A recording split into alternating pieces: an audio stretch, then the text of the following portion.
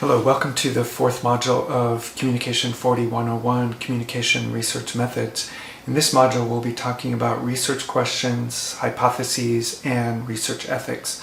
So in Chapter 5 on research questions, we'll look at the purpose of research questions and hypotheses, and essentially it's to focus our study so that we have some direction in terms of what we're looking at related to communication behavior or communication phenomena. So, as you might suspect, a research question is phrased as a question, whereas a research hypothesis is phrased as a statement.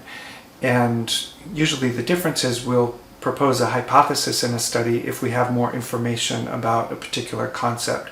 So if we're just exploring that concept or topic, we might pose a research question, but as we have more information about that or more research is conducted on a particular phenomena, then we could pose a research hypothesis.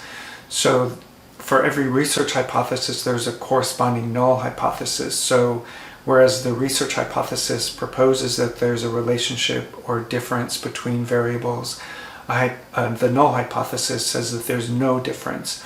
So we always have to assume that the null hypothesis is true unless we find support for the research hypothesis. So for example, if we have a research hypothesis that states that the more violent television shows that we watch, the more likely we are to engage in aggressive communication, that would be a research hypothesis, and then the corresponding null hypothesis would be that there's no relationship between watching violent television and aggressive communication behavior.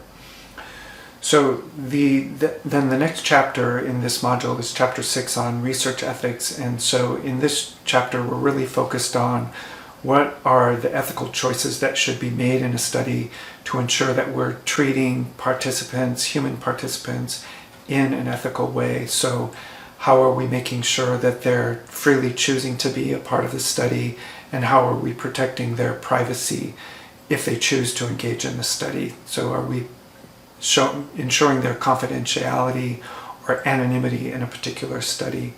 We'll also look at the role of the IRB, or the Institutional Review Board, that oversees or approves any study that's conducted. The tasks that are associated with this module are to read Chapters 5 and 6, to review the lessons and the video material that you'll find in the lessons within Blackboard, to post the comments to the voice thread for this module, to complete quizzes 7 and 8, and then to post to the module blog. If you have any questions about the concepts or any of the assignments in this module, please get in touch with me.